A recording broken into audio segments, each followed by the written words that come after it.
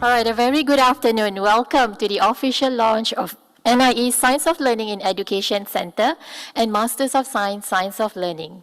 My name is Aziz Jamaluddin, Assistant Dean, Science of Learning at the National Institute of Education. It is our pleasure today to have with us Mr. Lai Chun Hang, Permanent Secretary Education, Ministry of Education, and Chairman of NIE Council to officiate the opening of the center. Without further ado, I would like to invite NIE NTU Director, Professor Christine Goh on stage to deliver her welcome remarks. Professor Goh, please.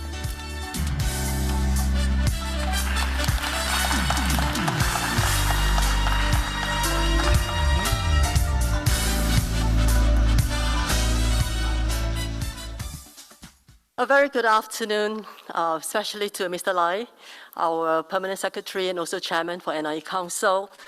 NIE Council members, distinguished guests, colleagues, friends, and all colleagues and friends who are logging on, watching this event live right now. Thank you so much for being with us, and especially for our friends and colleagues who some have to brave the heavy rain to get here. Thank you very much for your support. A very warm welcome, of course, to this event.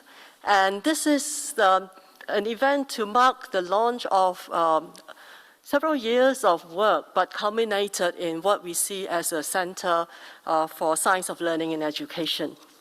And this is very much a part of NIE's mission in inspiring learning, transforming teaching, and advancing research.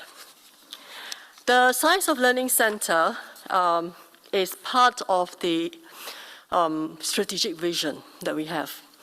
The work, we've got a lot of education research that's gone on. We have researchers who've been working on education research and some employing the techniques of science of learning.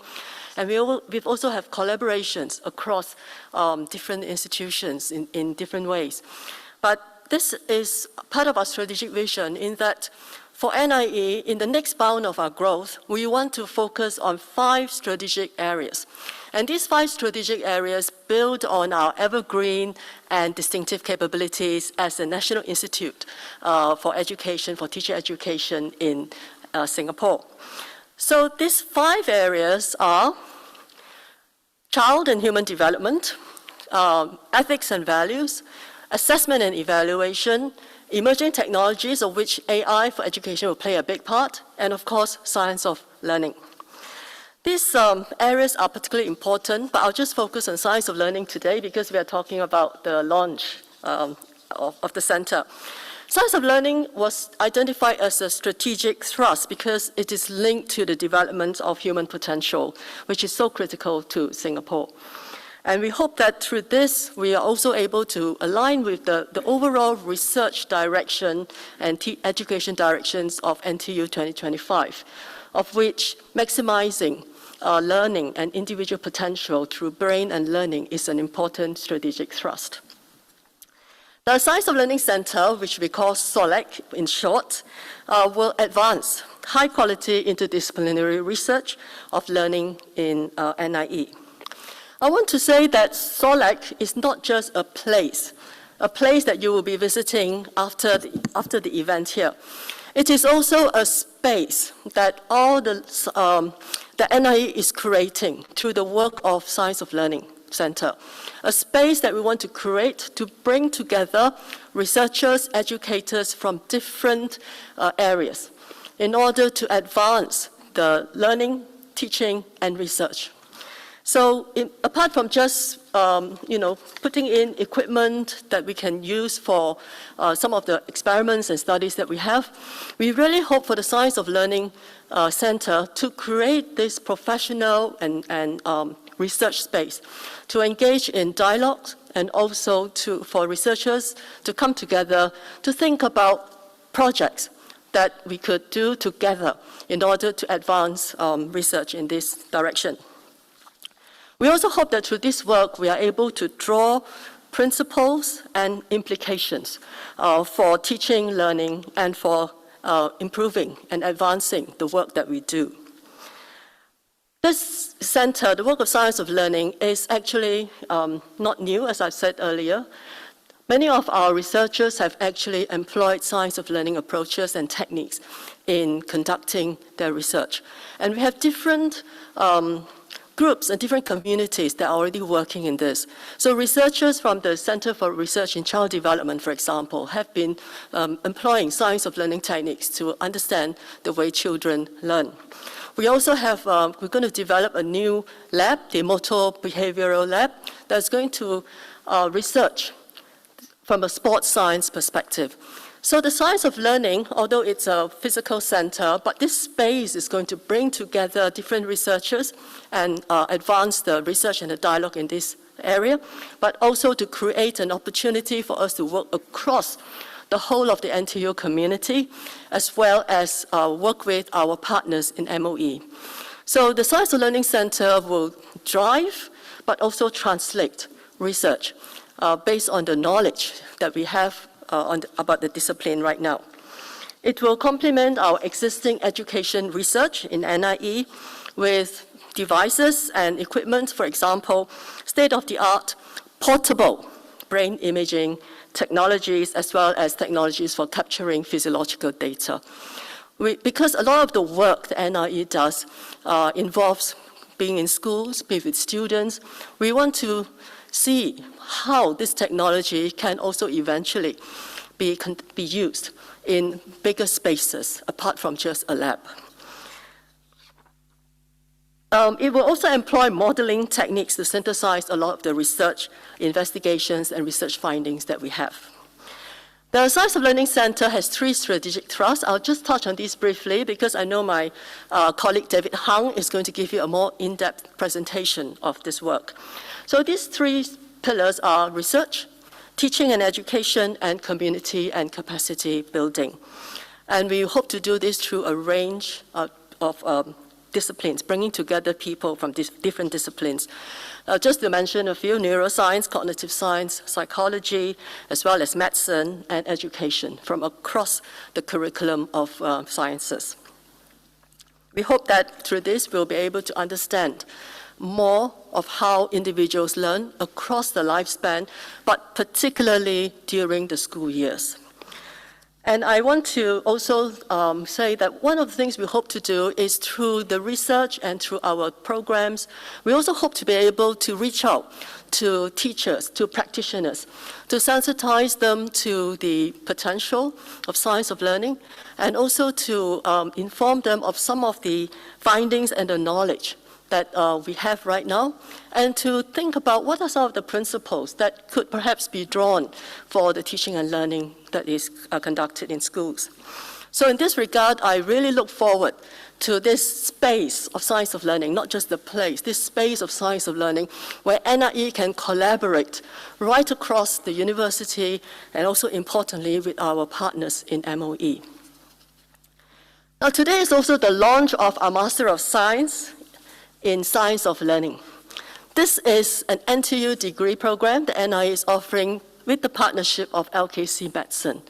This program would not have been possible without this partnership because one of the pillars of this is we want to leverage information and understanding of neuroscience and to help our students understand the links between neuroscience, learning, and also make the associations with a lot of other information and knowledge that we already have through learning sciences.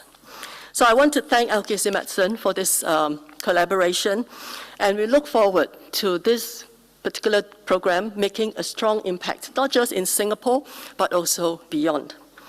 And one of the things I want to announce too is that apart from the master's degree, we also have the NTU Mini Masters, which consists of just a few courses. And we hope that through the mini masters or even through smaller courses, professionals who are interested in the science of learning will be able to dip into some of these courses, learn something for themselves, and discover whether or not they want to go further in their research in this area. So that's the NTU Mini Masters, plus some other courses that NIE hopes to launch for teachers to help them understand more about the science of learning and some of the implications that they could draw for themselves in the classroom. So this is a very exciting day for many of us. I want to thank especially my colleagues from the Education Research Office, as well as from the research centers, who have worked incredibly hard and tirelessly to make today's event, the hybrid event, possible. And I also want to thank all of you who are here for your strong support. And we really look forward to greater collaboration for the development of potential of every child, every individual in Singapore. So thank you very much.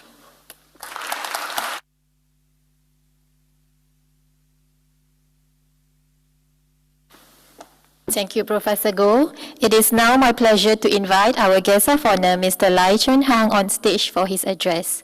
Mr. Lai, please.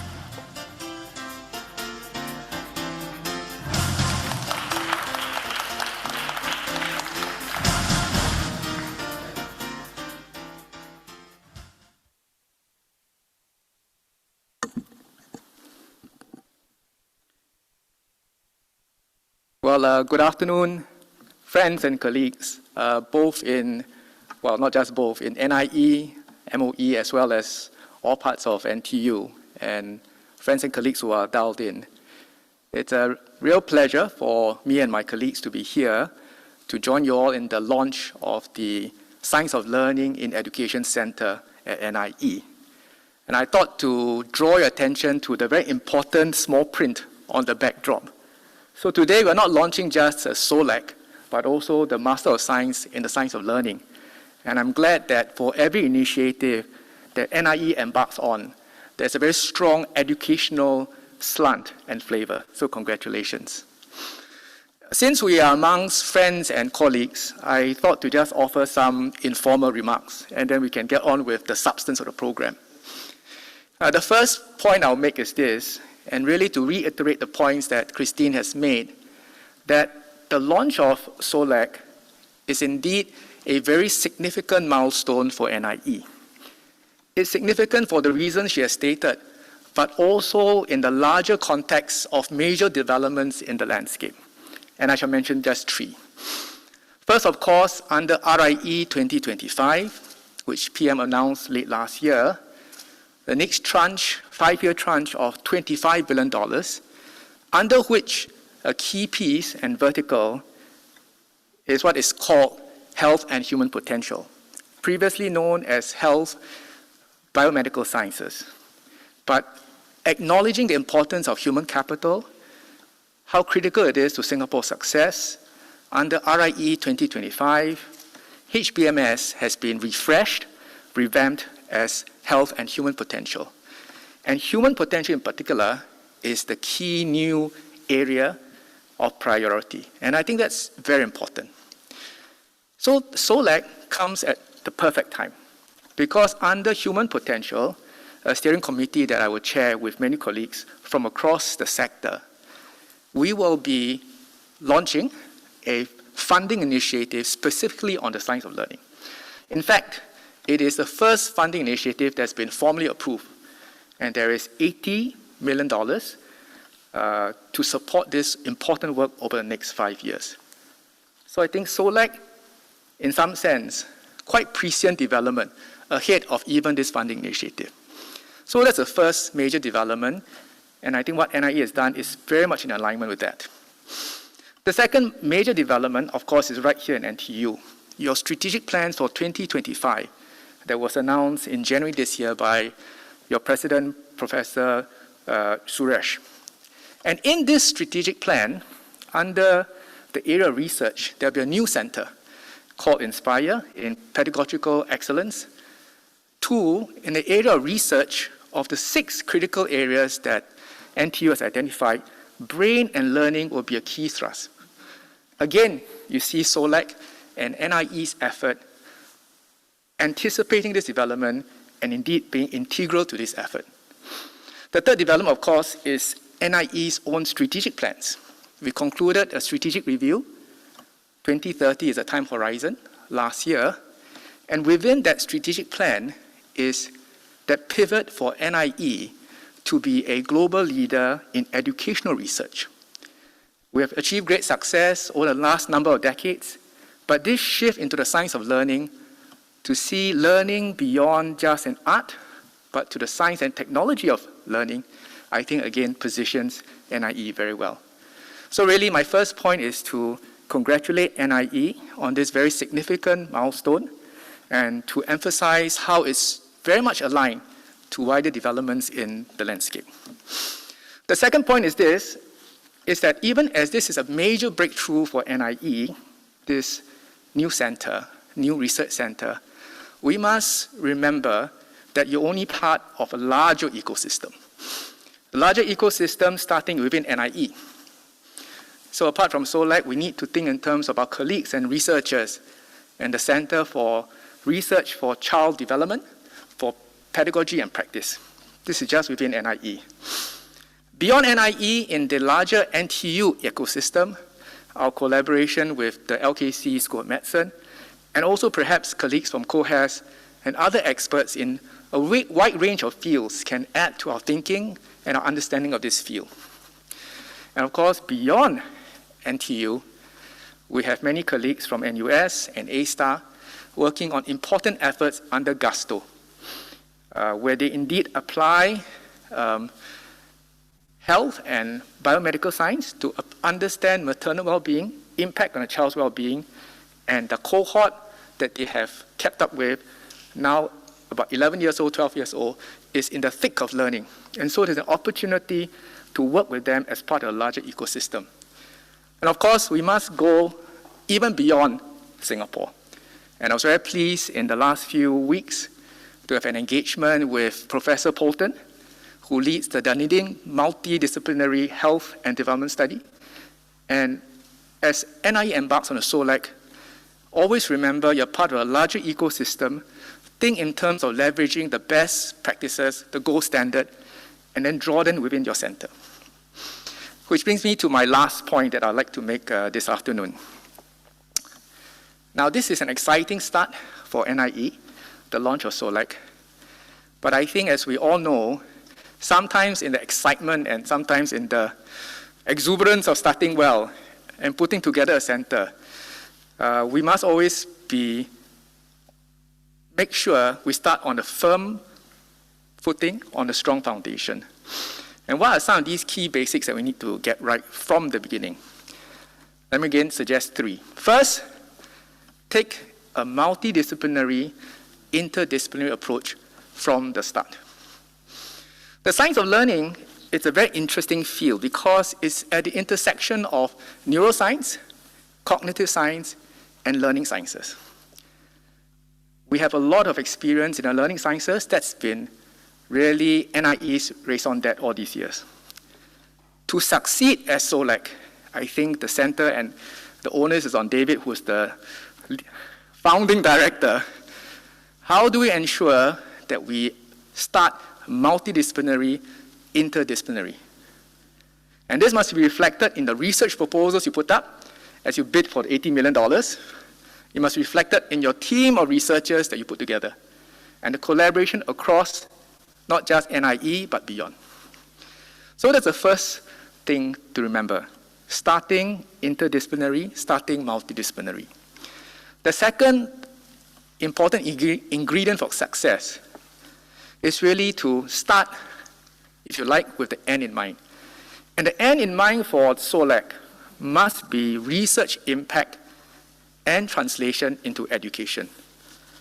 Ultimately, the science of learning in education must lead to an enhancement and elevation on the effectiveness of learning in our schools, in our institutes of higher learning, and in our adult workforce as they reskill and upskill. So I would encourage our researchers and all involved in this effort to think of the end in mind, that translation and research impact into learning. Starting with that, and then mapping backwards to research proposals and lines of inquiry. Finally, a third area that we must get right from the beginning is talent, talent, talent. Now, I say it 3 times for emphasis, of course, but I see 3 dimensions where talent must be at the heart of your strategy. First, build on the talent you already have. As Christine mentioned, science of learning is not entirely new, You have colleagues and researchers who have worked on it, build on this talent, draw them into the mixed teams that you'll form to drive SoLEC proposals. Secondly, leverage the talent in the ecosystem that we described, certainly with LKC School of Medicine and beyond. Bring them in so that we truly can take an interdisciplinary approach.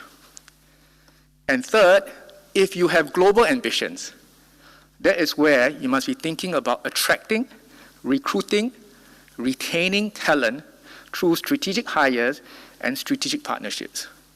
So if you like, we should have a grand challenge for the team and for NIE leadership.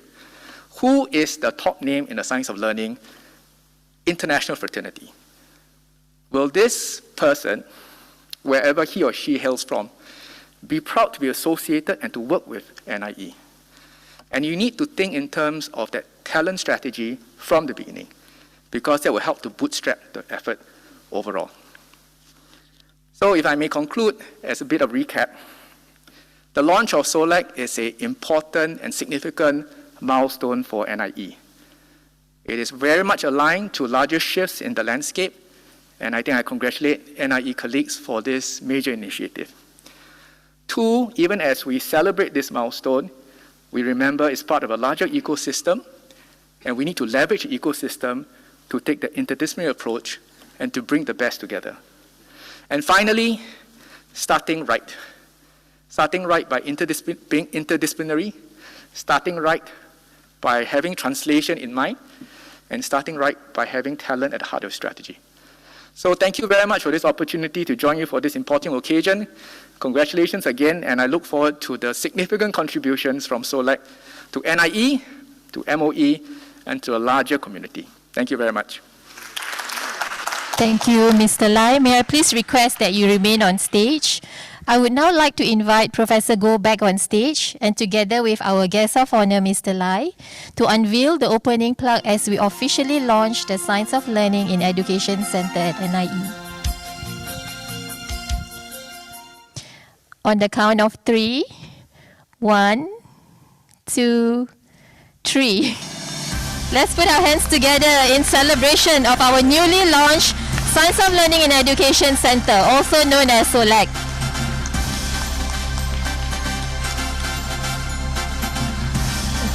We would also like to present a token of appreciation to Mr. Lai for gracing this occasion.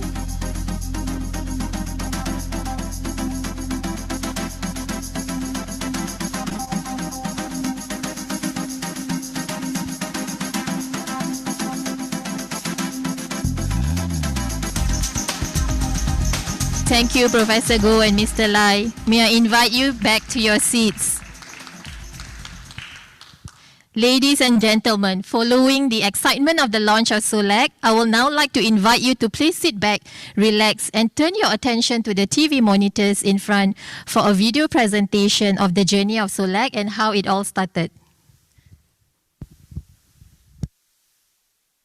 We learn from a very young age. In fact, we start learning when we're in the mother's womb.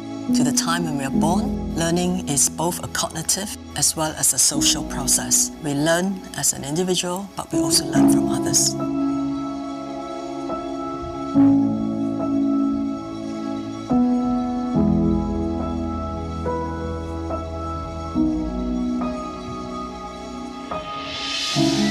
NIE has a very important role in Singapore. One of the things that we do is to prepare teachers for Singapore and also to provide professional development for teachers.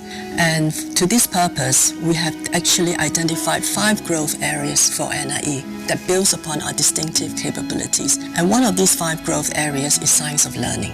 And we believe that through the work of the center, we hope to conduct state-of-the-art research that will help us understand learning, not just from a broad perspective, but also at a micro level of understanding how learning takes place at the cognitive level. And we hope that through this, we will be able to not just develop teachers, but also through our teachers, that they can have a strong impact on the learning in the schools by the children in the schools. Science of learning in education aims to improve and optimize every learner's outcome. It coheres understanding from various levels of analysis, such as neuroscience, psychology, education, and even physiological sciences.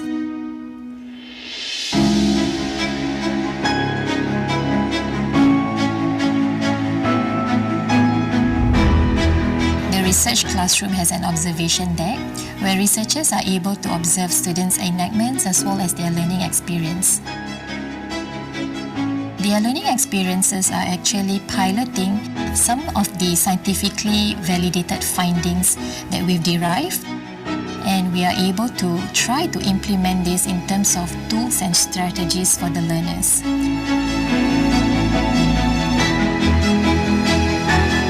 Functional near-infrared spectroscopy is a neuroscientific modality where we actually measure the blood oxygenation levels in the brain.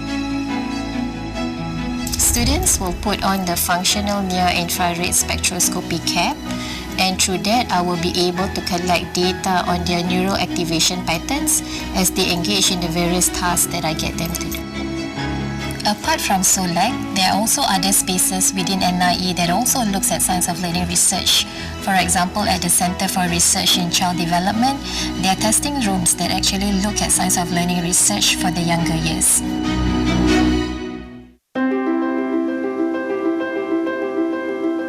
It's very important, science of learning, because more and more Singapore is very focused on human resource. It's really the only kind of resource that we have.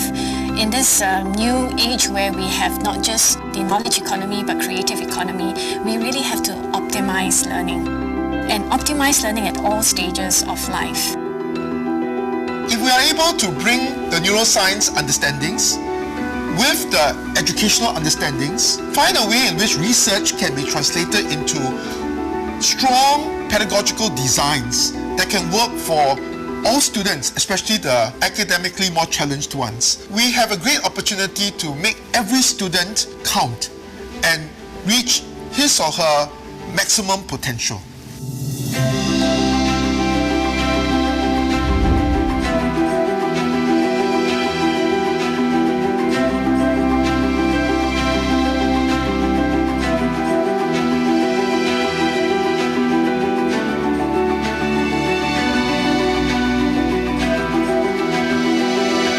So we began to realize that learning is a complex thing. So it's useful for Singapore to understand in our context how our students learn.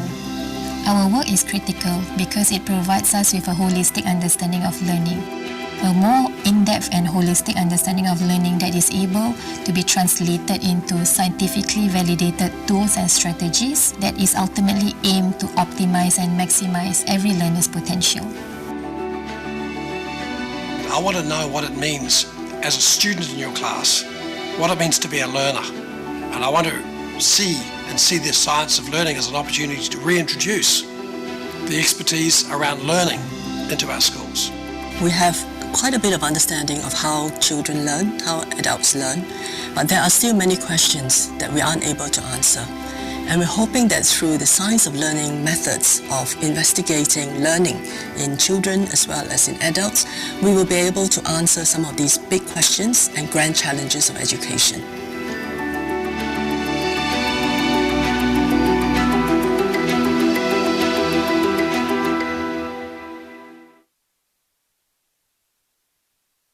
I hope you have enjoyed the video and insight into what entails science of learning in education, the kinds of science of learning research that we do, and the importance of science of learning for education. As alluded to earlier by Professor Goh, SoLEC is supported by 3 strategic pillars, namely research in science of learning, teaching and education programs, as well as community and capacity building pillars. And aligned with NIE's vision to lead the future of education, we are launching new programs in Science of Learning, one of them being the Master of Science, Science of Learning with an NTU Mini Masters in Mind, Brain and Education. Please join me in inviting Head of Learning Sciences and Assessment of Associate Professor Gwendolyn Kwek Chun Lang to present on the Master of Science, Science of Learning. Professor Kwek, please.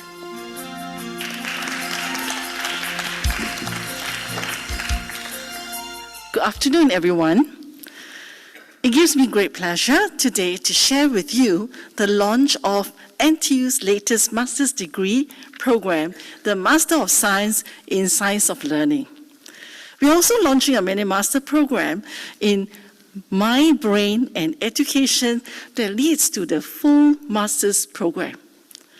The National Institute of Education has over 2 decades built expertise in learning sciences and education research. In 2018, Science of Learning was identified as an NTU strategic trust, aligned with the nation's Research, Innovation, and Enterprise 2025 plan. And a committee was set up to plan and propose the new master's program in Science of Learning. This involved numerous faculty and staff from NIE as well as LKC Medicine. Due to the work of many people, including the senior leadership of both NIE and LKC Medicine, today we are launching both the Science of Learning in Education Center as well as the master's program in this new, exciting interdisciplinary field. Now, the goal is to catalyze NIE's leadership in the frontiers of science of learning and to collaborate across NTU with LKC Medicine to provide a national capacity pipeline for NTU's science of learning leadership in Singapore and the region. The goal is unique because it is a collaboration that leverages NIE's strengths in science of learning in education and LKC medicine expertise in neuroscience. Now, in addition, the diversity of disciplinary perspectives, there are other unique features of the program. It hopes to provide a critical nexus to drive science-based innovation practice and policy to optimize learning. There is a strong emphasis on translation to learning solutions and new experiences for Singapore's future-ready workforce. The program also aligns with the national emphasis on lifelong learning, with the courses stackable towards micro-credentials as alternative learning pathway beyond a formal master's degree. Students in the program will be able to fully utilize the excellent facilities in NTU. These include the newly launched SoLEC here in NIE, with emphasis on portable and mobile technologies for understanding learning, and the Cognitive Imaging Center, or CONIC, which has technologies focused more on lab-based experiments. Our program is aligned with national efforts in lifelong learning. The full courses on offer will be modularized into shorter, bite-sized courses lasting for 13 hours of classroom and online learning. The credits can then be stacked to fulfill micro-credentials, such as a graduate certificate, NTU mini-masters, and finally, for students who are interested, transfer to the full master's program. This way, we open up opportunities for alternative learning pathways for anyone who is interested to learn, regardless of prior background. We would like to invite everyone to visit the program's website as shown here, or to forward to people whom you may think they'll be interested in pursuing the master's program. These are various contacts for more details. Last but not least, I would like to introduce the program leader, Dr. Farhan Ali, who is seated right there. Yeah. He will be happy to reach you, to be in touch with you should you have any queries. Thank you.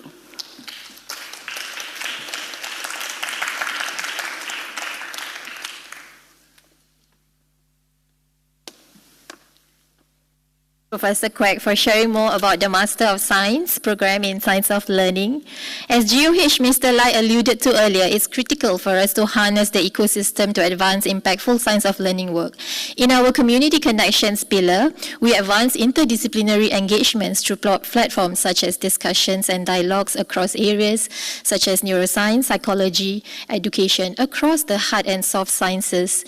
Today, we are honored to convene a panel comprising key stakeholders in science of learning and education, ranging from expert researchers to education practitioners in school. To set the contextual backdrop for our panel dialogue, I am pleased and honored to invite Professor David Hung, Center Director of SoLEC and Dean of Education Research at NIE NTU, to share with us on the importance of a bi-directional partnership between science of learning and education. Professor Hung, please.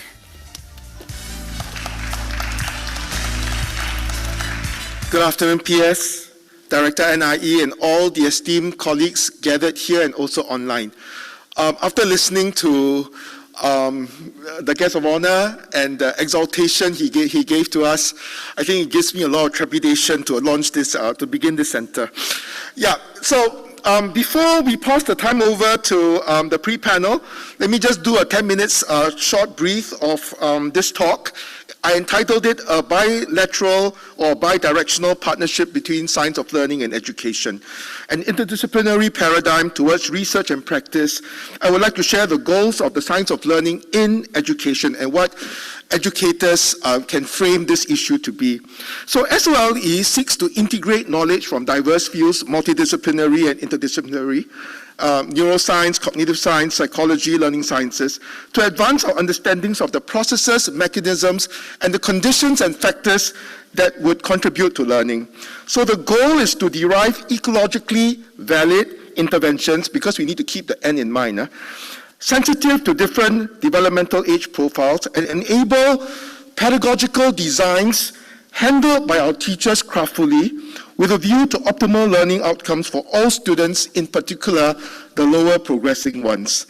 So we want to advance our understandings of the processes and mechanisms across the K-12 schooling lifespan, although I recognize that lifelong learning goes all the way till even elderly learning. Nowadays, they talk about post-career learning too.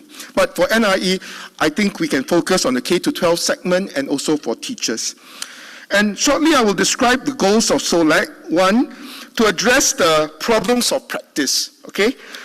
Use inspired, rigorous approaches to bringing together grand challenges for which we can work together as a community. Number two, like what Director NIE said, a space and a place for SOL and education dialogues and experimentations, and then the T3 so-called experimental classroom, which you will visit in a while. And number three, to adopt a bioecological framework in understanding learning and the translational implications to policy and practice. I will show you what a bioecological framework means. But science of learning research tells me that we can understand the neural and physiological processes and gives us an understanding of what happens in the brain before it is manifested in classroom observations. Right? I mean, if we can use behavioral methods and observational methods to know what's happening, then we don't need to go under the surface. But because emotions and implicit knowing kind of happens behind and below the surface, I think the neuroscience approach gives us a window into such an understanding. And I think neuroscience also helps us to understand, because in many of our past research, we have seen lower progressing students use a lot of movement and gestures in their trying to explain conceptual meanings. So maybe the higher ability ones can simulate these conceptual understandings in their mind, but the lower progressing ones require more movement and gestural actions. If we can understand what happens in their minds, I think we might be able to situate more intentionally these gestural actions and not see it as peripheral.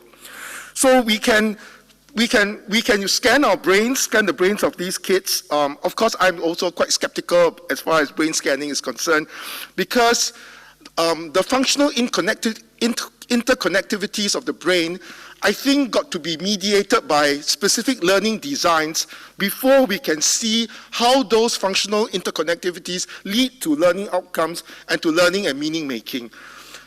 Scanning the brain alone probably would not do the job. So I think, again, the science of learning that we refer to is not the cell biology, but it is more the brain functions that would be mediated by learning designs, and these learning designs lead to conceptual meaning making. So that's the pathway in which I think science of learning and education should invest itself in. So in my understandings, most science of learning and neuroscience studies begin from T1, T2 studies and move on to T3. But I think many of our cognitive science and neuroscience researchers do not think it is their translational role to go to T4. So as a proposal, SoLEC as a place and a space wishes to take your research and bring it into T3 and T4 contexts and translate it down to the school classroom. So that's the end in mind. Okay, and so I would like to also propose that the SoLEC Center can do the reverse from T4 to T3. I think in the past 2 decades of education research, we have bodies of evidence of efficacious learning interventions with ecological validity. I mean, after all, the Singapore school system is quite famous in this world. So we must have done some things right? So many of the pedagogical interventions already work, but perhaps for certain sub-cohorts of students, they might not have worked so well. And we can do the T3 experimentations to figure out the more pertinent variables that might help us to understand why some of these things are crucial in helping every learner to perform to its optimal and maximal abilities. So I would like to posit that gestorial actions and movement, we have a movement lab, we have a well-renowned physical education academic group in NIE, and collaborating across NIE and also across NTU, I think we have a good chance of figuring out how different pedagogical designs and different enactments can intersect in order to help us to inform where learning should be best suited. So I want to elaborate a little bit more about the learning sciences. The issue of the learning sciences is really on how the design, how the interface and the interaction between the individual and the environment. So we know that a good user interface, your phones, the reason why your phones are so well used is because the interface design is great. The interface is what that mediates between the content and your user experience. So learning sciences research is that interface that intersects between the individual and the environment. And we know that the individual factors is very much the realm of science of learning research, and the environmental factors, the realm of policy research, right, or sociology. So the interface is then the learning sciences. We need all three: science of learning, policy, and the interaction to make the entire learning equation to work. Okay? Current schooling practices are typically founded on cognition in the head. Okay? And exam modalities actually assume that everything is in the head and we can produce it out in examinations. I think more recently, we are also exposed to alternative approaches, typically called embodied and distributed cognition. So let me give you the example of distributed cognition. I mean, take the aeroplane cockpit. Okay, where is the cognition? Is it in the pilot? Is it in the technology? Or is it in both? The learning sciences see the unit of analysis as an interaction between the pilot and the cockpit. And the entire process is where the cognition lies. So that tosses up in the air methodological issues, because changing learning in context changes the context itself. Because in empirical research, we want to control many variables. And so sometimes, by the time you take the control setting all the way to classroom settings, it doesn't work. Learning sciences start from the other extreme, the whole classroom, but sometimes it's a bit disorganized. We can't figure out the more salient variables compared to the rest. So if we can figure out this process, and we can help delineate some of the more pertinent variables, I think we have a good chance in the science underpinning learning. So if we could just envisage a situation for low progress students, a research study, where we can actually narrow the gap between those who are high achievers and those who are not so high achieving, and we use embodied approaches for those who are not so high achieving, and we assume the distributed model where they can actually use gestural actions in examinations, and they can also use their technologies, bringing them into the exam hall. Next slide. Then we might potentially be able to change some of these assumptions if possible, and then who knows, maybe they can do just as well, and we can narrow the gap between the two. Okay, next slide. Yep. So this is, yeah, okay. So basically, if we can do the reverse from T4 to T3, we stand a good chance, I think, okay? So because the kinds of gestural actions that enable conceptual meaning constructions and their reconstructions interposed by learning designs, and we can figure out those more pertinent variables compared to others. Then on the other hand, we can, next slide, we can show this later in your tour, the SoLEC experimental classroom envisaged to be a place that allows for T3. However, next, we can also figure out to encourage the neuroscience, cognitive science researchers, their T2 research as it were, and bring it to the T3 space before it actually gets into the T4 real-world classroom. So this is our proposal, as a place and a space for NTU and even the IHLs in Singapore to want to try out their T2 experiments into T3, and then we will help you bring it into the classrooms, because I think NIE researchers have a lot of experience as far as school-based interventions are concerned.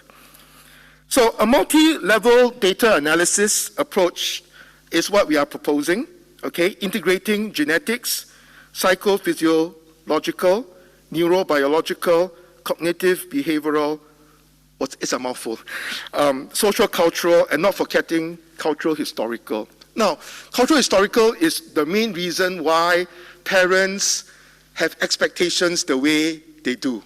And we cannot underestimate the cultural history through which an education system arrives to what it is, all its pros and cons. So if you want to deal with learning and the interventions, we have to look at it from individual perspectives, environmental perspectives, and the interaction between the two, visible and the non-visible aspects of cognition. So this is not going to be an easy endeavor in my view, because I have very little, I think we need all of us to come together to cohere this understanding, okay? And I think SoLEC is a place we can do this ambitious work together, taking small steps. And I take the encouragement from PS that we need to start right. So if we are able to bring and broker together the multi-interdisciplinary views of all of us, albeit the different methodological assumptions that we hold to, I think we can humbly take these baby steps and for the better good of our students in the school system. So if we can keep that end in mind, we probably might be able to find a trajectory and a methodological framework for which we can dialogue and for which we can complement each other's strengths and weaknesses. So we need a lot of advice from you all as we try to go ahead with this approach. Next slide. Yes. Yeah, and we need all these partnerships that we can forge together with you, working closely together with policymakers, key stakeholders, including those schooled in the sociology and translation science, including that of scaling and sustainability. The social process of buy-in, especially teachers and parents, is crucial to the education take-up and cannot be underestimated. So finally, let me sum up.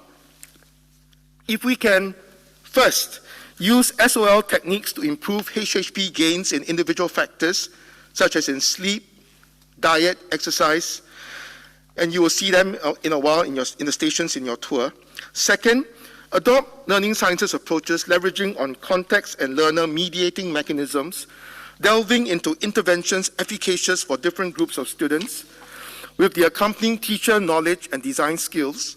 And third, work with social education policymakers to identify leverages where the interventions from the learning sciences and the science of learning can be situated across the K-12 education system, maximizing the enablers and minimizing the inhibitors across the lifespan. I believe we would be in good stead to make impacts to HHP and the education system we have here in Singapore. So finally, I want to wish the panel a fruitful discussion, following which. Thank you very much.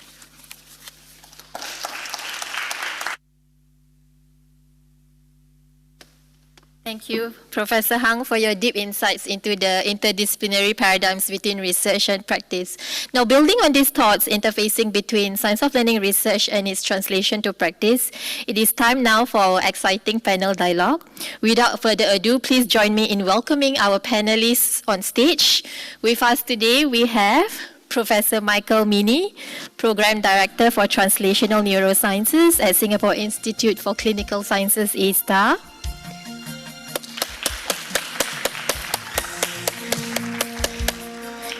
We have Associate Professor Kenneth Poon, Associate Dean of Education Research and Co-Center Director, Center for Research in Child Development.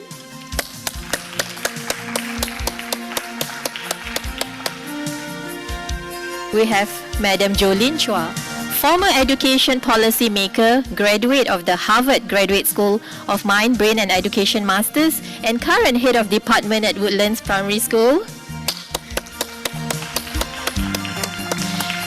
And naturally, no panel session is complete without a moderator. And for that, we have my good colleague and fellow Science of Learning researcher, Dr. Anne Rifkin Graboy, Head of Infancy and Early Childhood Research from the Center for Research in Child Development as our moderator. I will now pass the time over to you, Anne.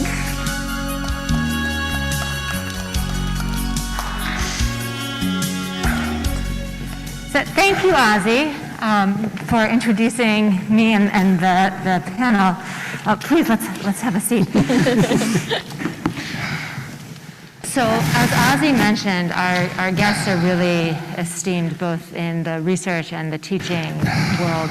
To give a few more examples, Professor Michael Meany is not only a professor at McGill in psychiatry and neurosurgery, but he's also the director of translational neuroscience at SICS and one of the real founding scientists of the Gusto cohort.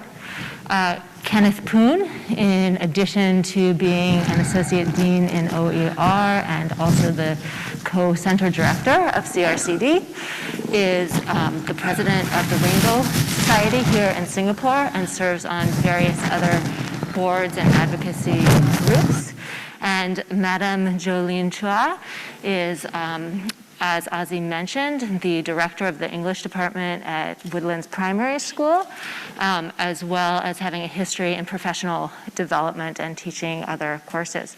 So we're really lucky to have a group of people who live this intersection between research and practice in different ways, but at the core of all of what they do. Drawing on some of the advice from the previous speakers, I actually wanted to start the panel with a question to our educator, or one of our educators. So Ozzy mentioned that you had done the master's in mind, brain, and education. And I was wondering if you would share with us some of your experiences in that program and how they may have affected what you've done in the classroom. Sure. Yes, so I did my master's a couple of years back in Harvard in mind, brain, and education. And I think one of the key things that I learned quite quickly in the course was about the existence of neural myths. And so those are very, very interesting to me because I think back then, brain-based learning strategies were popular amongst the education fraternity. And so going on course and learning about how some of these actually arise from certain research studies, but perhaps could have been translated a little bit in a way that's taken out of context and then implemented into classrooms in a way where there is a gap, actually, between what the data said and then, in the end, what is taught. I think that was really very, very interesting to me. So just to raise an example, so for myself, I had actually dabbled in the VAK learning styles, which is standing for visual, auditory, and kinesthetic learning styles. And I actually got my students to do an inventory so that I could determine, which is their dominant learning style, and hopefully then try to customize some of my lessons to suit those dominant learning styles amongst my pupils. And then to my shock, I realized that some of this actually may not have very strong standing in neuroscience research, And so really I learned more about that. So that was one neuro myth. And the other one was about left and right brain learning. And even now, actually, it's still quite popular, even in education for younger children. I think there's a Higeru right brain learning model or something like that I've seen out there as well. It's very popular. There are many centers. So I think these examples of neuro myths and how they have come to be translated in a classroom setting, I think this is a very good starting point for many of us educators. I think we'll be keen to learn more about these. And for myself, my immediate change in practice, of course, was that I discarded some of these practices. I didn't take the research so literally in that sense. And I realized then that there's a lot more unpacking to do to really understand, in the first place, what was the experiment about? What did it actually say in terms of the data? And if I were to translate it to my classroom, there must be a few logical steps that I need to take in between, and probably a lot more deeper thinking before I can really think about what I can do in school. So I think that was my key takeaway, really. Yeah. And it sounds like that one of your key takeaways was to be able to think more critically about the kind of neuroscience research and its application. I'm wondering also, though, if there are existing problems that you might see either in the classroom or in your role with professional development, where actually it would be nice to take a science of learning and education approach, or where you might see some added benefit. Are there problems that you encounter as an educator or in a professional development role that you think are outstanding and that this type of science of learning and education work could address? I think there are two main ones that come to mind. First really is in terms of classroom teaching. I think the science of learning research on individual variation in learning is very, very key to what we do in the classroom. So every day, I teach my class of 40 pupils. Naturally, there is a great degree of variation in how they learn for every single thing that I teach them, actually. Even in terms of behavior, of course, there's also variation between individuals. And from what I learned from my master's program, even in the genome and even in the way that brains are structured, there is individual variation as well. So I think that in a centralized education system like ours, catering to the individual learners has always been important to MOE, to the teachers in schools. We have always emphasized having customized pathways for our students to take. Recently, we've had subject-based banding as well. And teachers, in terms of PD, we actually look at differentiated instruction as being very important. So I'm really very curious to see what science of learning research could tell us about individual variation in learning and what we could actually do in the classroom. Currently now, I'm running an English department in a primary school. So one of the programs that we run is the school-based dyslexia remediation program. And in this particular program, it's already very small scale, and each class is actually made up of about 4 students. And it's intensive. They stay back 4 days out of 5 days in a school week to go for these lessons, which are taught by certified instructors who are classroom teachers, but they go for the SDR courses to teach the classes. So when I look at the data that comes from at the end of SDR, which is up until primary 4, so end of P4, and I look at their test scores on single word reading as well as oral reading fluency, you can already see that even in that very small group, there is still great variation. Some are lagging significantly even after a 2-year intervention program, and many of them have been in LSP, which would mean that actually it's a 4-year program. And whereas some have really made a lot of gains due to SDR and are catching up with their age cohort already. My teachers often ask me, those who teach the SDR lessons, they often ask me, what do we do about those who are still lagging behind? They're going on to P5, would they be able to cope? And in fact, they often ask the dyslexia coach as well for the cluster, how do we further differentiate instruction for SDR pupils in SDR and beyond? And that's a question I find really hard to answer because I think it requires very deep understanding of developmental pathways. How do people actually read words? How do you actually read a passage fluently and coherently? And we're not even talking about comprehension yet. We're just talking about reading it out. And then there will be definitely different developmental pathways that lead you to attain those skills. You see, so I'm very interested to find out if research could actually uncover more of this, different pathways, and therefore then as educators, we would then be able to take steps to really further customize to the individual. Yep. So I'm really excited that you brought that up, this issue of development, actually.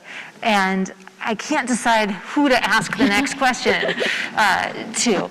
But I'm curious about whether or not we see those kind of differences in other special education needs groups with regards to the pace of development.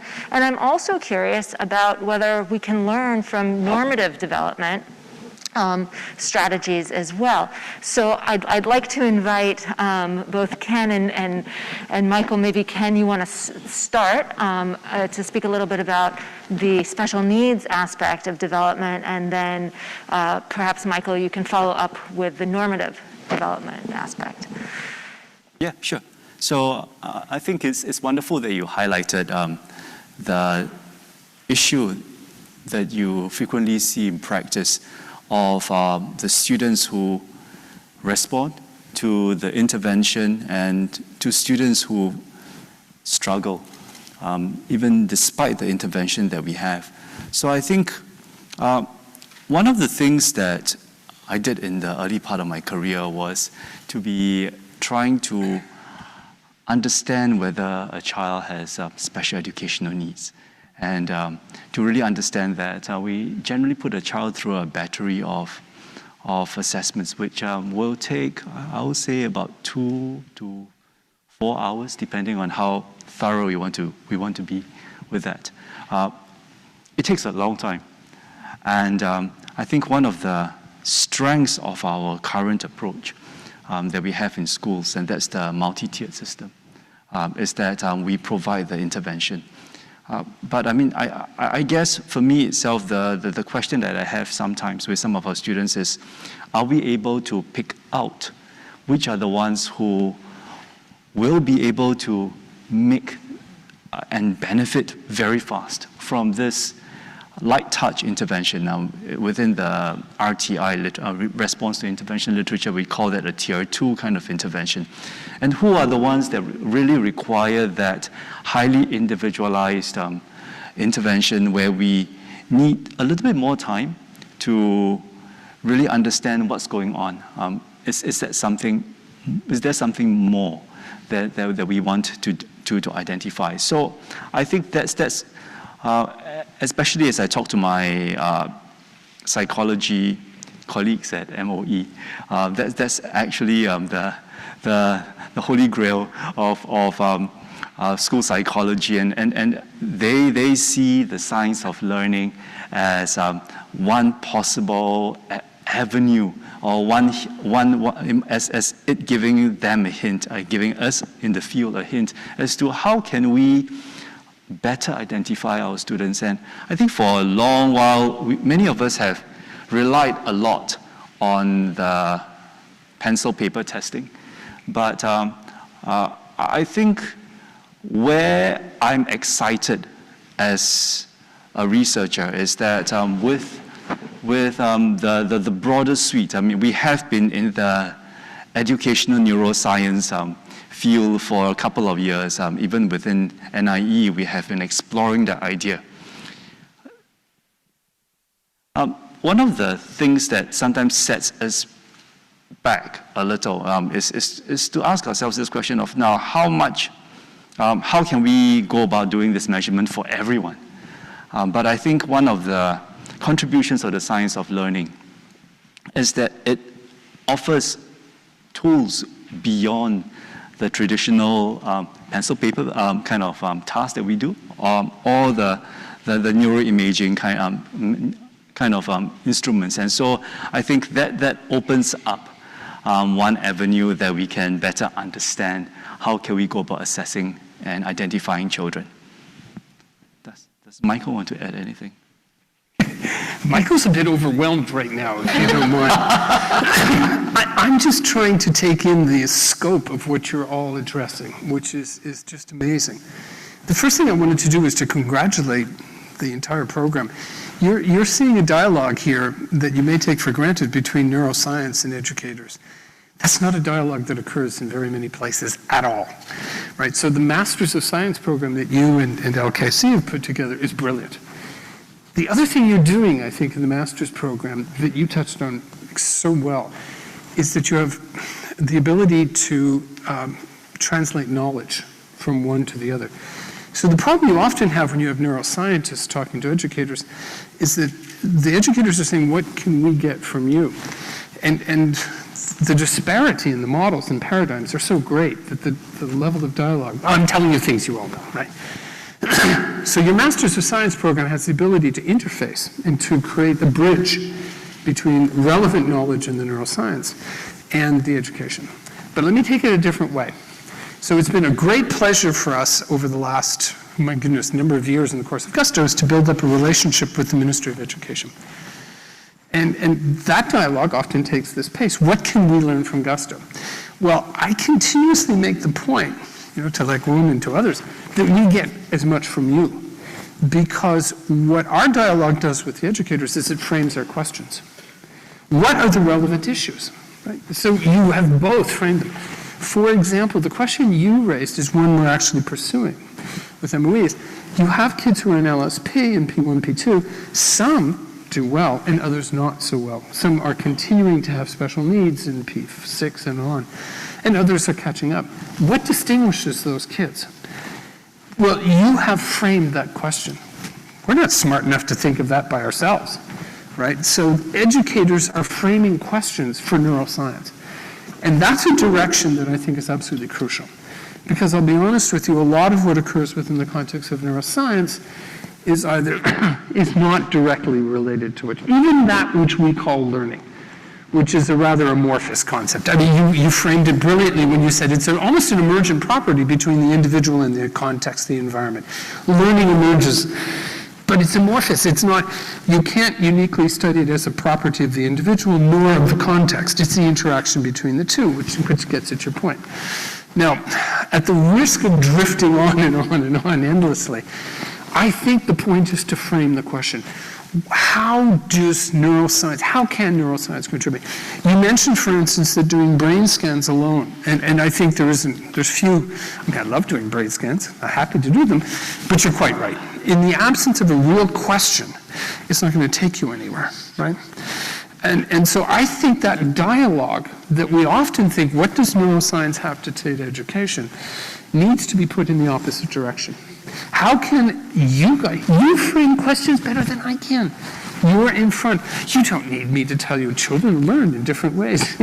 Duh, right? And you see that in your classrooms all the time. You need me to take you to the next level, to help you get to the point of how that information and knowledge might actually inspire greater enhanced learning on the part. So that would be my first, and it's a little off topic, but studying normative development, I think, takes you to a place where that can occur. I think the other point is we've now entered an inspired period, right? We're talking about human potential. And so the phrase human capital was brought about. Now, human capital refers largely, it's a phrase developed by economists, as you know, to speak to the ability of an individual to be productive and to creative and contribute to society. And learning is no doubt a pillar there. But I think where human potential is challenging is to take us beyond learning towards creativity and productivity. What happens beyond test scores, right? So there too, I think we have an issue. So I think, we have to reframe a little bit beyond learning is the application of learned and acquired information and how it's used. And then the second question, I think, is the challenge is make sure that dialogue that occurs between neuroscience and education is occurring in both directions.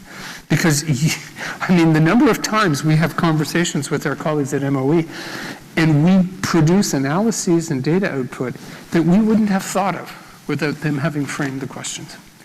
So, and that takes, the whole issue of individual differences is inspired, right? But it's one, I think, that needs to be framed. I think neuroscience has a tremendous role to play, but it needs education to direct it, truly. I think those are excellent points, and it actually, Thank you. you're very welcome. It makes me want to go back then to Jolene a little bit and say, okay, so you brought up the issue of individual differences, right? Individual differences in student learners, and you brought up development, but I know that when we've spoken before, you've also said that these things are very relevant for adult learners as well. And so I was wondering if we could think a little bit about what that means, if you want to expand on that a bit, so that we can continue to have this kind of back and forth conversation. So the immediate thought that I had about teachers is also teacher professional development. How is adult learning different from how children learn, how our students learn? If we think about it, the very typical course that we may attend as part of our own learning as adults, is it just an extension of how we would have taught a 17-year-old in a lecture theater? And I just extend it to the topic that we happen to be talking about, on that day. Or should it be designed in a significantly different way because you are adult learners? So, these are obviously not new questions. There's a lot of work done in andragogy and heutagogy.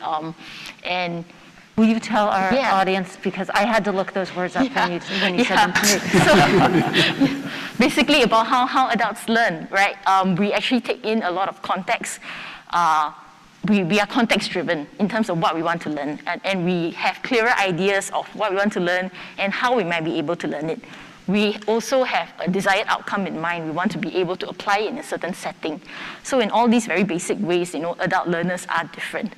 But how can science of learning in education really show us, I don't know, maybe through neuroimaging studies and all kinds of other studies, how different that is, and give us clues and insights on what we can do differently. In AST, we often talk about what makes for effective professional development.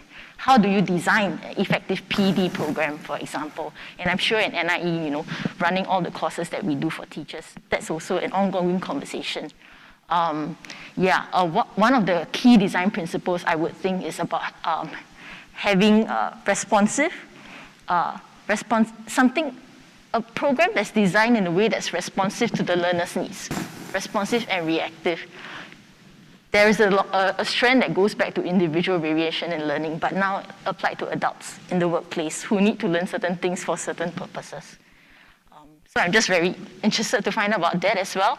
I think in MOE we invest so much in PD, right? And in schools also we invest a lot of time and resources on that. So it would be great to have some new ideas coming from this angle of research.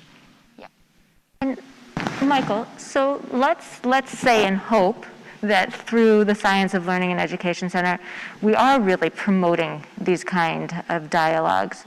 Do you have any hints or suggestions from your work going, bench to bedside or other forms of translation, how to then make that kind of partnership happen? Well, I think creating that interface that you are with the master's program is critical. Because I would assume the output of that program are people who are invested in sustaining that linkages between neuroscience. I think the other component to that is knowing exactly what are the limits where neuroscience has. I think there's a government role to play, if you don't mind. We have an incredible discontinuity between the ambitions that you mentioned about interdisciplinarity and our funding systems. Our funding systems are totally siloed. We have the National Medical Research Council, we have social research, and we have NRF. And God forbid you should actually create a proposal that tries to integrate those two, as you did with the bioecological model. It's refused out of hand. So if we need a dialogue at that level. I'm using yours to make a point. This is really, you know where I'm doing. I've got you cornered, you've got to listen to me, right? But this is something that has to change.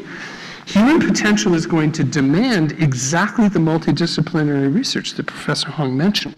The funding system has to occur to that level. Now, I come back to your point, to try to be at least marginally relevant. need to set the framework for what research should be funded, right?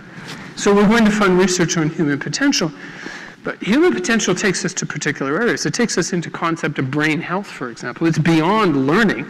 It's to individuals in their context and how productive and creative they are able to be. So it's going to completely reframe the kind of priorities that we're going to have in research. And that cannot be driven by any single discipline. It needs a dialogue in between. So there is the challenge. And so what you're creating, I think, through the Science of Learning Center is a context within which that dialogue can occur, right? And then what we're going to need to make sure is that the research investment is consistent with those priorities, that they're driven by national priorities, but they're intelligently linked to the kind of gaps in research and knowledge that we must create. So that's really, I think, the challenge, is to put together the framework within which that discussion actually occurs. And that way, the national priorities, the funding, and the actual research that's done in its application are all aligned. There's my message. And Ken, would you say also then that there's, don't worry, I'm not going to ask you to comment on some of the conversation that we just had, but in terms of a gap, right, I heard you mention diagnosis, and I know that you often wear a researcher hat, but also in your work on the board and the Rainbow Center and the more practice aspect. Do you think there is this similar gap? And if we had someone from a special education needs school or program on this panel with us, would diagnosis be at the top of that list, or would it be something else? Would it be intervention, or I don't even know what question exactly to ask. So, thank you for giving me the chance to share. I think there are two thoughts that I have. I think the first pertains to the earlier topic that we had on professional development of teachers. And I think what excites me about SoLEC is that we not only focus on research, but also on translation. So, and I think we've had many good years of research in cognitive science, a good number of years of research in neuroscience. And I think one of the challenge that many of us experience in education is how do we allow these research to be communicated in a way that can be used by teachers. And I think that's something that we see, particularly within our teaching pillar, to be of importance. So I think actually I just wanted to make a mention of one of these little projects that I'm very, very happy to be part of. Annabelle, who's with us. We are in the midst of trying to bring together research on what we understand to be the neuroscience, or rather research on the thinking patterns of people with with autism spectrum disorder, as well as people with attention deficit hyperactive disorder. So, and from there to understand now what regions are different. But with this understanding, to also understand, to get a sense of now, how can we communicate and share this information with educators, and to help educators understand not only, well, the diagnosis, but also to understand now how this can be connected to certain brain regions, and what are the difficulties that we can expect to see, that we read in research, but also what could be other associated difficulties from our understanding of typical development. So I think the project that Annabelle runs sort of is a step in that direction. And I think what we want to be doing within SoLEC is to start to think about how can we go deeper into this, particularly with us thinking about training professionals who are very, very much involved in practice. So as to your question about would this be important in practice? My answer is absolutely. I used to work under Professor Ho Lai Yun, who used to say that, well, if you want to be putting enough money, if you want to be putting money into assessment, make sure you put in an equal amount of money into intervention, into doing something. And so likewise, I think when it comes to the science of learning, not only do we want to pick up children that we think will require the additional resources, we really want to be further understanding how we can be doing a better job supporting the development of children whose development is different. So if, for us, we think of, like say, children with dyslexia as a very select group of children. But for those of us who study dyslexia, dyslexia is just a big heterogeneous condition, and it could be due to difficulties in phonological awareness, but it could be due to difficulties in other aspects. And so the science of learning can actually, particularly when we start to apply that for atypical learners, it really can allow us to start getting a more nuanced approach. I think we talk a lot about individualized education these days, but I think that's precisely one area that we can target. And that's our students with special needs. And I think it also raises another opportunity for those of us who study discrete aspects of brain functioning, right? We often do that, and one of the things that we say that we need these fancy measures for is because in the real world, people can compensate, right? So you might not notice that there's a quote-unquote deficit if you give a large behavioral screening. But turning that another way, right, I think it can also suggest that when we look at groups, perhaps, that have certain specific areas of difficulty, there's also the opportunity to see what they can do really well. And that might be true for people who have dyslexia or in a special needs group. It also is true within normative groups, because as we've kind of all alluded to, there's lots of variation within a normative group as well, and that also means that we have a lot of skills and difficulties. There's emerging research that talks about the skills of being in poverty, for example, and some of my own research looks at, and I should say some of Michael and my research looks at children based on more adverse parenting behavior. Do they have things that would typically be considered deficits? But can you throw that on its head? Are they better at remembering negative information? And one of the things I always wonder is, how do I then get that to teachers to help take that information, what we know from the emerging neuroscience and cognitive science, and turn that into a different way of teaching to reach a larger audience? So rather than trying to think, how can we make this one kid be better at learning the standard way, is there a way that we can expand the standard to reach multiple kids? And Michael, I'd like to put you on the spot with something kind of specific, because I think it was quite fascinating in some of our other discussions. I think, and maybe I am taking this a little too far, but I think that you think about this specifically also with regards to gender and brain differences. Would that be fair? That would be fair. That would be fair indeed. I remember, my kids are older, but one of the great discussions that we used to have amongst parents was, should we send our kids to an all-girls school?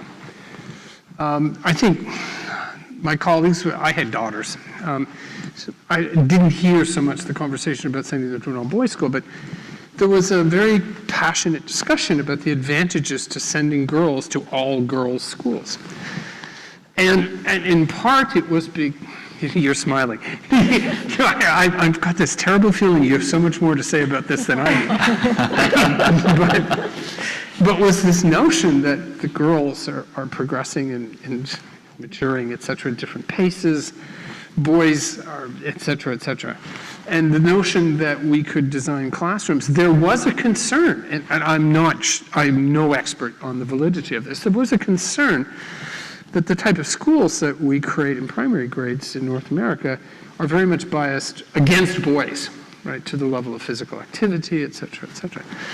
So gender, I think, is, if we want to get to the position across the normative population of something that distinguishes children in what they bring to the context, gender would be an interesting place to start. It's an interesting place to start for its own sake, but it's also interesting in taking you to the point where it takes you into that avenue from something that is quite distinct, right? We know who are boys and who are girls, right? There's overlaps, right? There are girls, I'm sure, who are very masculine-like and vice versa. So it takes you to all the places, I think, that are interesting to think about. But yeah, I think that the context, for example, of an all-girls and all-boys school is quite different. It certainly is in high school, as we know, past puberty. But I think that's a place where I would begin to have the discussion. I don't have the answer. I'm not here to prescribe.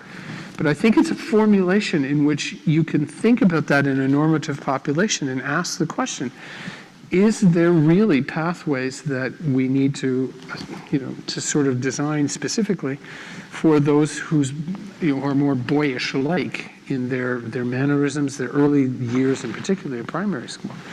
And I think gender is a place where I think it's a fascinating place to start that discussion. Yeah. So I want to take, I realize, because there are lots of follow-up questions that I could ask. Oh, go ahead. Sorry, I'm going to just make one small appeal. Yes? Ken, you mentioned ADHD. One of the real problems that you have amongst young girls, for example, is that ADHD in young girls is often underdiagnosed terribly, because you don't get the impulsivity, you don't get the hyperactivity that you normally see in boys. And so that very quiet girl in the back with this massive working memory or attentional problem is undetected because she's not a troublesome kid. And so right away there's one place where this is really quite impactful. So sorry to interrupt, but that's just, I think, one place where style, where it's worth bringing the perception or at least the awareness of that into the classroom. And I would maybe add that, especially at points of transition as well. So you might have the quiet girl, and then suddenly when things get a little bit harder, it starts being noticed more. And I think that's also one of the foci with the Science of Learning and Education Center and a lot of the work that NIE is doing, and I believe that Gusto is also doing, is looking at these points of transition in children's lives and how to help people navigate those times in specific. Yeah, well, I mean, if you'll pardon I have a particular area, right, of course, but the one thing that's really quite amazing and striking is that if you look at children prior to puberty, the rates of depression, however you measure it, are no different in boys and girls. They're absolutely aligned. And then as soon as you move through puberty, by the time you're 13 and 14, girls are 50% more likely to be depressed. And just amongst even the normative population, the level's different. So what's happening there? Why is life seemingly more arduous for girls in this context? What's pushing them down that particular road? The same thing is true for anxiety. I think the school is the most important context. I mean, school is the great challenge of that period of life, right? So I think there's a dialogue to be had here, because the real tragedy here is that kids' lives become derailed at that particular point, right? So that you have children at 12, 13, 14 years old experiencing emotional turmoil that is derailing their performance completely. And that's a trajectory that, as we know, once it goes off track, it's awfully difficult to resume. So I think at one point, gender becomes tremendously interesting to ask, what's happening at that point that's so difficult? I mean, we speak about it in terms of ADHD for boys and more male-like. I think it's time to move our attention to girls and ask, what's happening in that transition that is so challenging and so risky? So here's a dialogue, I think, because the school is the place where that needs to occur. where the health, if we call it, brain health needs to be that interdisciplinary interchange between what we would traditionally call mental health and what's occurring in the schools. And the school is the place where it occurs. And I know my colleague Daniel Fung makes that point all the time, but that's where the action is in terms of this process. And I think the schools would be kind of circling back to where we started, right? The more educated the teachers are on what the science is and how to think critically about it, the better that they can advise and ask questions to the parents and be that linking. So clearly, and anyone who knows me knows this is true, I could ask lots more questions up here and probably give a few opinions as well. But in keeping with the spirit of really wanting this to be an exchange, I thought that maybe it was time to turn to the audience and see if you had some questions for our panelists. I'll try to exhibit good impulse control and give a little bit of time to see before I launch back in.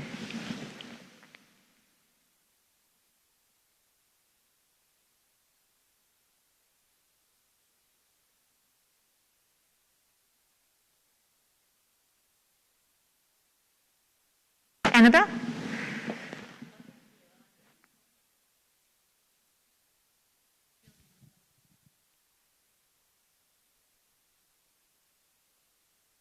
Areas sitting around and talk about the same topics and finding out there's so many questions we have together that we can solve. So I am coming from both more of the cognitive neuroscience, but also clinician side of things. So I would like to ask educators, what do you think are top things? Like if you need to name 3 top questions, right? So it's really important to get framing from you. What's important for science of learning? What would you like to know? And what do you think? What would you think your teachers' attitudes will be if we start talking about science of learning and neuroscience sort of contributions in the school? Okay, so that is a heavily weighted question. I guess I can really only speak from personal experience and people that I've talked to in schools. But I would think, firstly, I think I alluded to it earlier, the teaching of basic numeracy and literacy skills. Really, to me, that is the foundation and bedrock. I think I'm heavily influenced by the fact that I'm currently in primary school as well. But to me, that is one key area where it's so fundamental, and yet I'm not very sure if all the questions that we want to know have been answered. As much as they could be. So that's one. The second thing really is about, I think, learning about how the emotions and backgrounds of children affect their motivation to learn and their ability to learn. And also consequently, any behavioral management issues that may arise, which will affect, of course, things like classroom management and discipline. So I think there's a whole strand of work there, which teachers grapple with on a day-to-day basis. As mentioned in the class of 40, with all of them having different needs. I think that's really important for us to find out more. So I think those are 2 areas that I mentioned. The third one I've also talked about it, I think was about teacher PD, about how we ourselves could learn, more effectively, and how people who design courses for us could help us become more effective practitioners on an ongoing basis. Yeah, so I think those are some questions I had. But they're really quite broad, so I'm not sure if that quite addresses it. And Jolene, I think when we spoke separately, one of the other things that you mentioned was how can we get away from rote learning and really get children engaged and students really engaged in the material so that it sticks in a new way. And that might be something interesting to pursue as well. Annabelle, did that answer your question?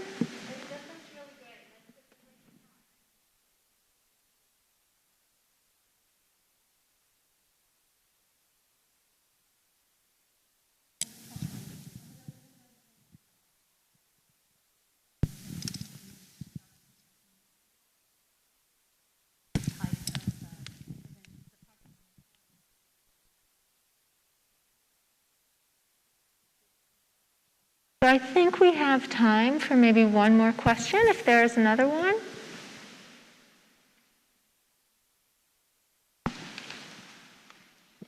Please. And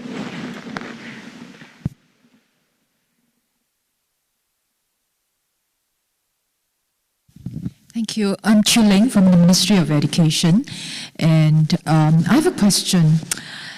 I wonder if the panelists could share with us some potential risk of delving into science of learning research and what we can derive from it. I mean, a lot of the science of learning research is about the individual. We learn about the individual, but learning is also very much a social activity. And I know we do talk about multidisciplinary and interdisciplinary research that brings the social science research together with the more of the neuroscientific ways of looking at things. So by our focus on the science of research, science of learning research, what kind of potential risks should we look out for, in terms of how we are going to shepherd this area for the next few years for Singapore? Yeah.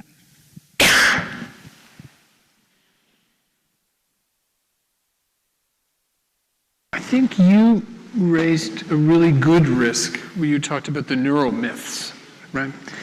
There is such a gap and such a quest for knowledge that sometimes things are embraced too quickly. And the other, so that's number one. So the first thing I think, as you said, is the knowledge needs to be tested and before, we're very quick to embrace narratives. Right brain, left brain. It's very simple for everyone to understand. And it's, it's the typical, it's a solution that is simple, straightforward, and wrong. And so that's a risk, is that we leap to those particular types of conclusions. So I think that I think is probably one that leaps to mind. It's the other, I suppose the other is we want to avoid too much in the way of categorization of, if we typecast a particular individual as being a learner of a particular style, we need to be very wary of that. This is a dynamic process, right? Kids change over time. Processes change. I think it's a sense of being very respectful of what we don't know, and constantly being skeptical and challenging of any new information. And I don't mean to be overly reticent or conservative, but there are instances where we've embraced narratives that emerge from neuroscience. And the second is to remain free of ideology. That's another trap. I think at the risk of editorializing, there's a wonderful movement, a wonderfully intended movement called 0 to 3, right? And its intention was to draw people's awareness to the importance of early life, which was entirely supportable. But it transitioned very quickly to anything that doesn't happen beyond 3 is a waste of time. By then everything's fixed, etc., which is ideological and terribly, terribly wrong. So those are pitfalls I think we need to consider. So I think that this question and that point actually brings us to a really nice, in a way, conclusion of the panel. When we entered this room before, I was speaking with an esteemed colleague who I remarked that I was very impressed that he was honest in saying that he didn't know the answers to things. And in return, he said that that's what scientists have to do. There's no point of science if you can't be honest about what you don't know. And so I think that's something that probably for any researcher is always something in the back of our minds, right? Is this something we really know? We want it to get translated. We want it to make a difference. But at the same time, I hope that that doesn't prevent us from taking the risk, because if there is no risk, then there's no creativity. We need to have the balance of those things in order to move forward and to try to translate. And I think hopefully what you'll see when the next part of today is to go on the tour. And I think that you'll see that there has been a lot of effort to try the physical hallmark of SoLE is the lab space, and at its center is the laboratory classroom. And surrounding that, you'll see neuroscience rooms where very discrete experiments can happen. But in a way, the metaphor here is that those two are very close to one another, right? So this is an opportunity where we can try to think about what happens when we have everything very precise, everything very controlled. And what happens when we go into the risk of the classroom and the real world and try to put these two things together. And you'll see the physical space, but what I hope happens in this tour and in the future as well is that we are also a center of ideas, as others have alluded to as well. A center of ideas, bringing people together across Singapore, bringing a community together internationally, and also working between practice, policy, and science to really try to take that risk and eventual gain to help children and families and societies' well-being and potential. So I think that this is probably a good moment to get into our tour groups, or to invite Ozzy to come back on stage and lead us. But I'd first like to just give some applause for our excellent speakers. Thank you.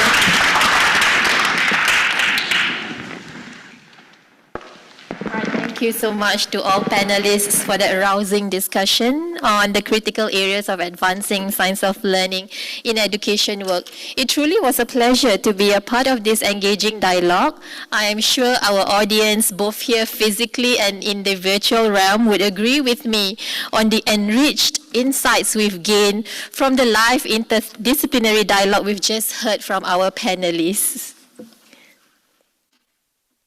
All right, with that, we have actually come to the end of the program in this lecture theatre today.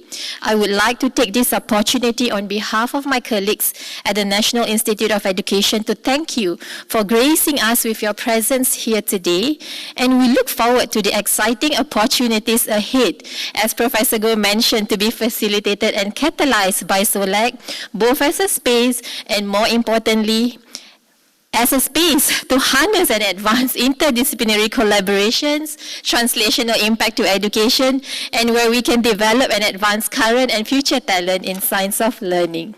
Now, before we say goodbye to our virtual audience, I'm very pleased to share that our NIE magazine for educators, Sing Teach, has launched its latest issue on the theme of science of learning in education.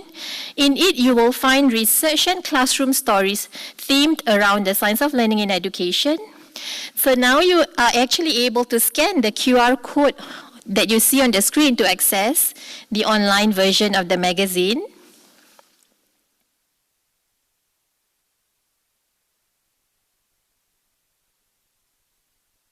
And now our online audience will be seeing a slide with a QR code for them to view a 360-degree view of the SoLEC Center.